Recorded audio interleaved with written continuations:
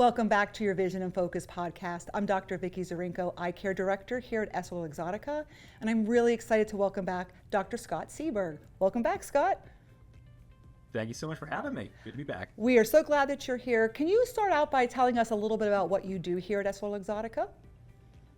Yeah, so I'm the Vice President of Eye Care Delivery and Patient Access. So I like to describe my job as making sure that our doctors that are affiliated with us can provide care, and then figuring out ways for us to make sure that we give access to patients.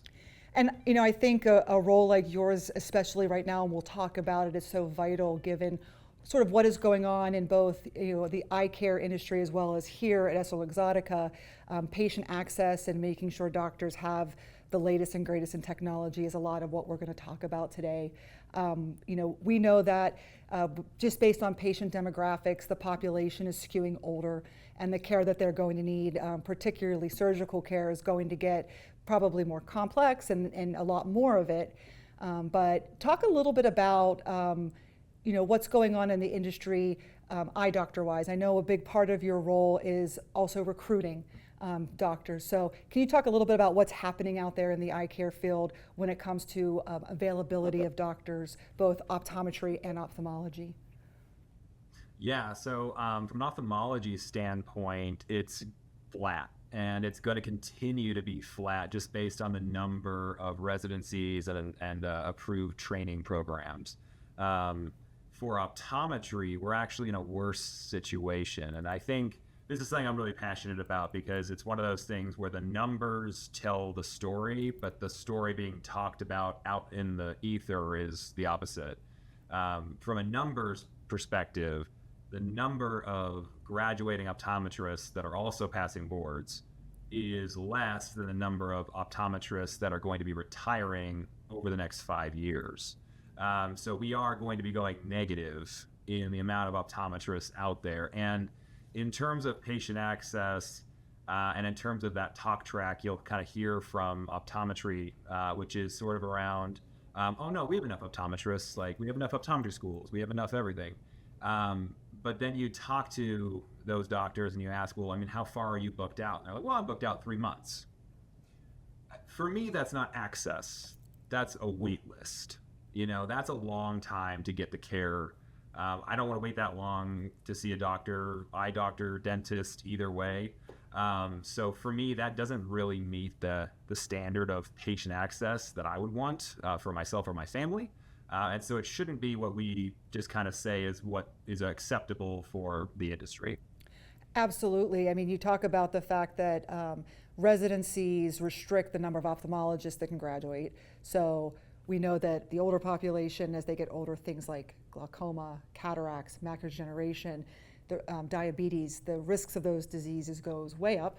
When they need procedures, they're, for the most part, with a few exceptions in other states, need to go to an ophthalmologist. So a lot of the primary eye care will fall to optometry. But like you said, right now there are wait lists, and then you have, sections of this country that don't have doctors at all. I definitely want to touch a little bit when we're talking medical technology and med tech and patient access. Can you talk a little bit about remote care and how that fits into all of this? Yeah, so remote care is a very viable and good quality solution, or it can be good quality, to basically solve the numbers problem that I described earlier. Because if we have less optometrists, but the overall population of North America is growing, and the largest growing segment, to your point, Vicki, is that 65 plus bracket. They're going to be growing the most in the next 10 years. Overall population is still going to grow about 13 million people in the next 10 years. So the number of people that need care and the complexity is going to get more and higher. So the optometrists that we do have, there's ones that are the in-lane that are, I'm going to lean towards more recent grads, more comfortable, more trained on medical.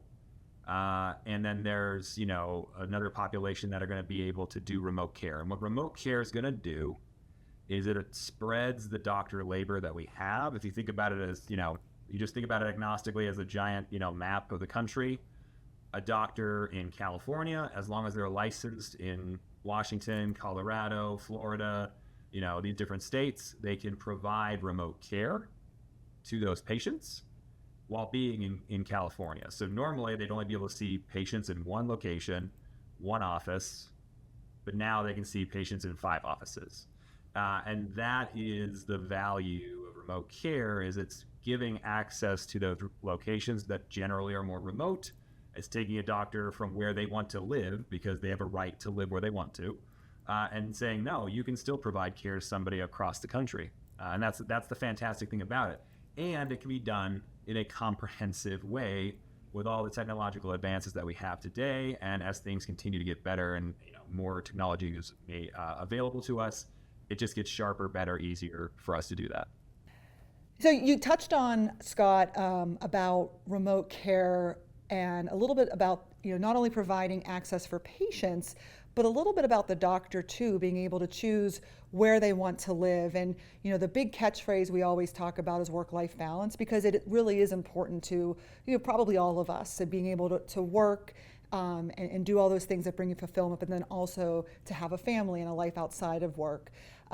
So can you talk a little bit about how remote care, and when we'll get into medical technology, and all of these things are really not only about the patient, but also about us as doctors as we're coming out of school and starting our practices? Yeah, I mean, it ties in exactly with what they're learning today in school. And I will say one of the best things, looking at the overall industry, that I've seen is the level of education and the scope of practice improvements that we have seen.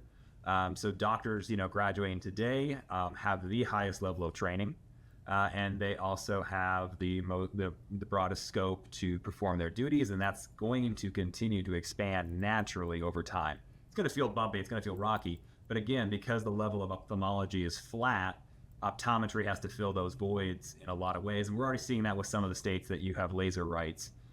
But even beyond that, small minor procedures, things like that. What other procedures can be done by optometrists? What other treatments can be done by optometrists? As time goes on, that's going to continue to expand for us. So getting into and focusing on the future of optometry is really the driver for what we're doing here, and what our organization is trying to do, is trying to get ahead of it to make sure that we're able to provide the best experience for the doctors, the best tools, so that they have and can provide the best care to the patient. So it's a top-down, it starts really with the doctor, making sure they have all the clinical needed data they have to make the right choice for the patient, recommendation, treatment, and so on. Yeah, that was actually one of the things that really impressed me about the EssilorLuxottica approach to remote care. You can't do remote care without a lot of technology, and the right technology, and building that foundation to be able to provide what is almost equivalent to being there in person, if not equivalent, remotely. I think has been one of the really great things to watch evolve and grow, and I know you've been a big part of that. The other side of it as well is I kind of laugh a little bit and chuckle. When I was graduating from school, our big thing was, do we have an autorefractor? Like, does the practice have an autorefractor? And now, and you can certainly, chime in and correct me if I'm wrong, but, a lot of graduating optometrists expect that they will walk into a practice with something like an OCT. And, can you talk a little bit now about some of the investments that EssilorLuxottica has made in the medtech space, product-wise? Yeah, and you're 100% right on that. An OCT today is almost a requirement. It's not even a nice to have, or ooh, look how cool we are, we have an OCT. No, it's almost a requirement, and it will continue to be, again, as we move into a more medical optometric space. And so, yeah, to that point, there's been a lot of movement by EssilorLuxottica in going towards that and towards that space. The biggest one, specifically around the OCT, I think back in October or November last year, there was an announcement of the acquisition of Heidelberg Engineering, or 85% of them. And Heidelberg is For those in the industry, they mainly have been heavily focused in the ophthalmology space just due to the level of detail and the level of scan. It's been mainly, focused on retinal procedures, things like that. But the devices they have now are, when we purchase them, they are the Ferrari of product line, right? And so they have two main products that we're excited about that are in the OCT space, particularly. So the Spectralis is one of their big OCTs, and it's, a phenomenal device. Level of quality of scan is ridiculous. You can map out, to the micrometer, everything you need. And then the other device that came out recently, which was FDA approved recently, is an Anterion. And that's very, very cool anterior segment OCT. You can really track cornea for Ks. It does axial length. And it also does IOL measurements for the surgical space. And so it can kind of understand exactly how that cornea is and what needs to be done for it or what to watch out for. So very cool device. Very excited to have them in our portfolio. They're really top line equipment as we move forward into this space. No, with things like myopia management, you touch a little bit on surgical. There's a lot going on in dry eye. It's, to me, one of my first jobs after I graduated, other than my residency, I was an associate doctor for a lens crafters in Plymouth Meeting. What sort of I walked into at that time, and then what a new graduate would walk into maybe that same place now sounds very different, and the opportunity is very different. It sounds to me that if I'm a doctor who wants to partner with a company like EssilorLuxottica, and I desire to practice full scope, now more than ever, I'm going to have that opportunity. Would that be accurate? Yeah, that would be accurate. You're going to have that opportunity. You're going to have, and not only the equipment piece, besides the practice, the elements around it, but also, software and programs like remote care, for example, being available to you as well. And not to mention in a, clean, updated space that is inviting for people, customers, patients, and feels comfortable. So definitely that is, and the company overall, the way we look at ourselves, as I understand, here at the vision coming down from, the leadership and globally is, we're in the market and we're going to partner with doctors however we can. We're really, we want to make sure that our products are out there for independent doctors within our own internal network. Even as, whatever products they're looking for, we're trying to find a need to make sure that we bring the level of quality that we expect upon ourselves as well for the entire market. So that's really kind of the goal of what we're trying to do is, if you're an optometrist in North America, we're trying to, we're going to affiliate with you in some way or another and make sure that we bring quality to you. No, and I think that's great because that was one of the things that even as I came in here, understanding that, we view as a company, the eye care market as we're all partners. So it's not about one growing and nobody else. Given everything we know that's happening with patients, with access, with doctors, it just doesn't work anymore to not see the bigger picture, and help all ships sort of rise. So, you talked about Heidelberg. EssilorLuxottica has purchased Espansione Group, Cellview Imaging as far as a camera, Pulse Audition in the hearing space. I think that sort of leads into, there are a few things that doctors are looking for, technology as far as to help their patients, but also access to the latest and greatest products that they can offer their patients. And one other place that you're starting to hear a lot about is the wearables and the future of wearables. Can you talk a little bit about the wearables as they are now, but also where they're going?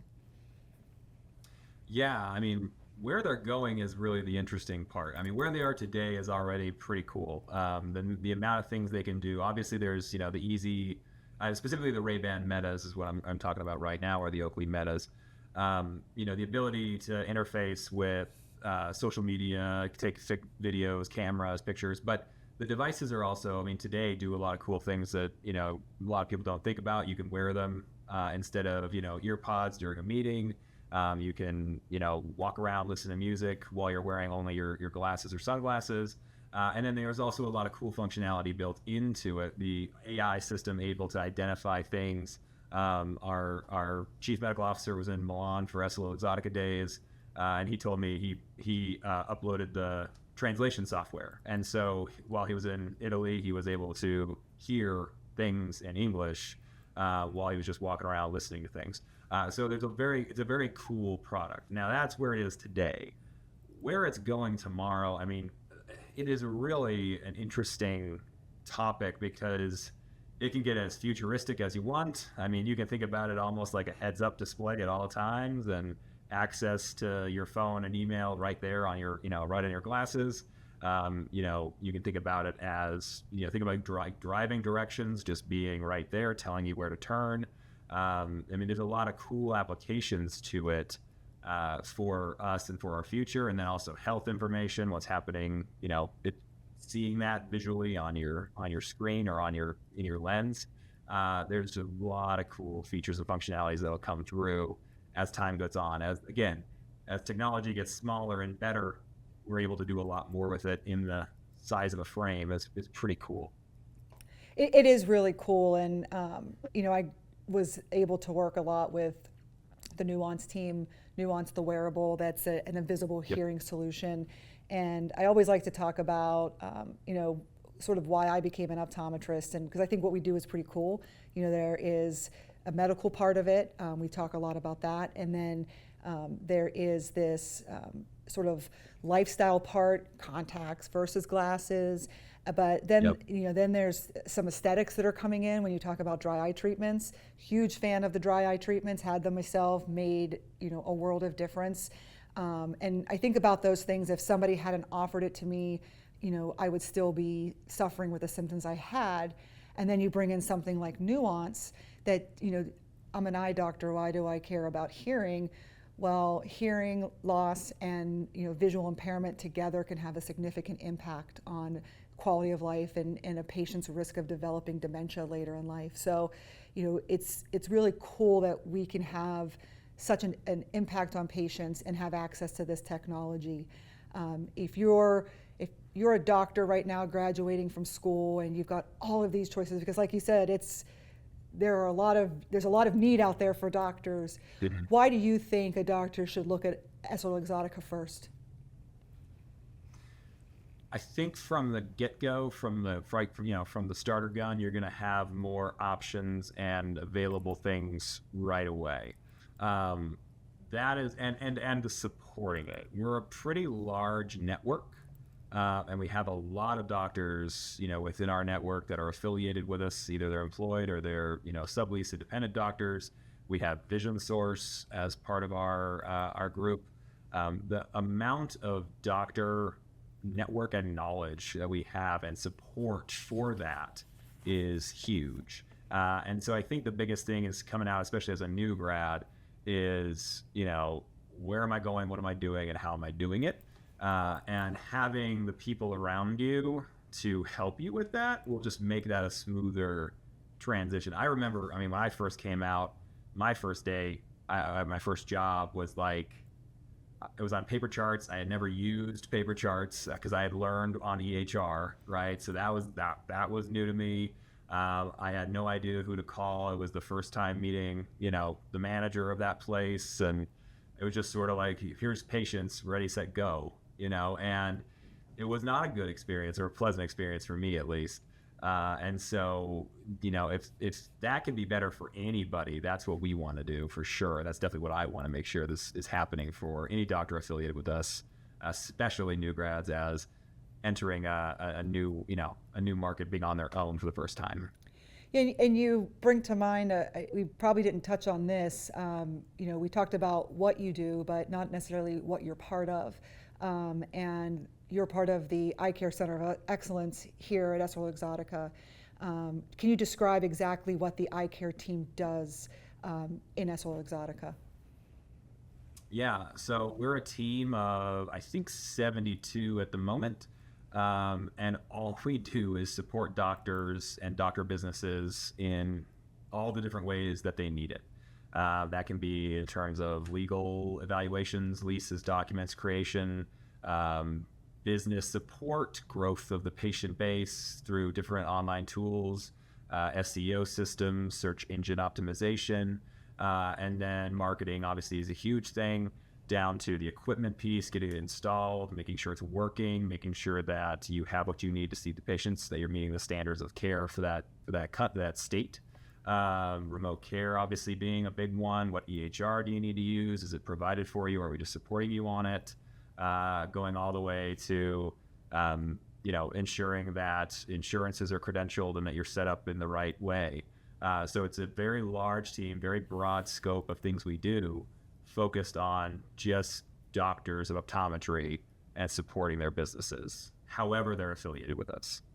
No, that's really great. And, I've watched the eye care team grow over just over 3 years that I've been part of EssilorLuxottica internally.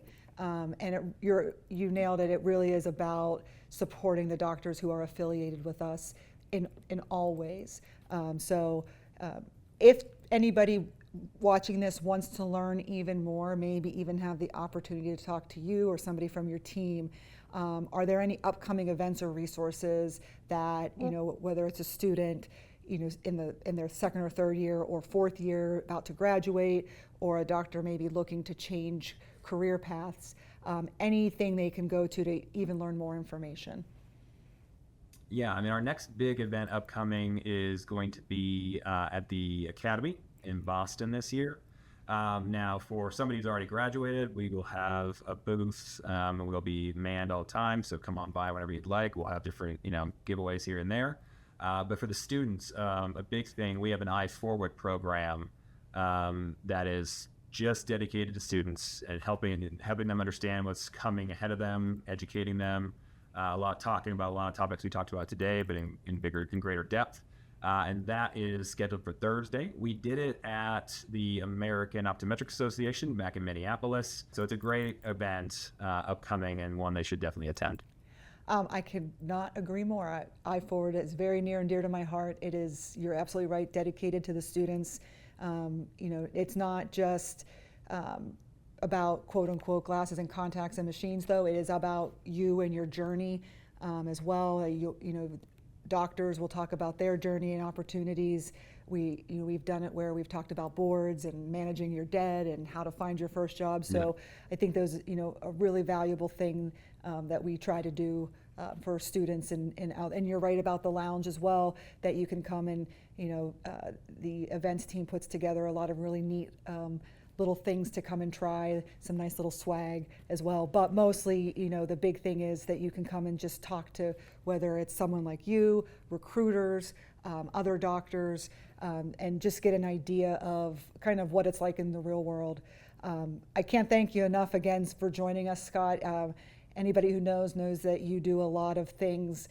You cover a lot of very different things, but you do it well, and we really appreciate you talking about it today. Anything you want to add before we sign off tonight? No, just thank you for having me, and I've enjoyed my journey with the company, and it's great because we're leading with optometry now. More than ever, we're leading with optometry, and I think that's key for the entire eye care market. Absolutely. Thanks for joining us, and we look forward to seeing you on the next one. Thank you. Thank you again for joining us for your Vision in Focus podcast. And I want to also thank Dr. Scott Seaburg for joining us and bringing all of that great information. Hopefully we'll see some of you in person at the American Academy of Optometry. Thursday, October 9th is the Eye Forward program. And we also look forward to seeing you on our next episode. Thank you for joining us.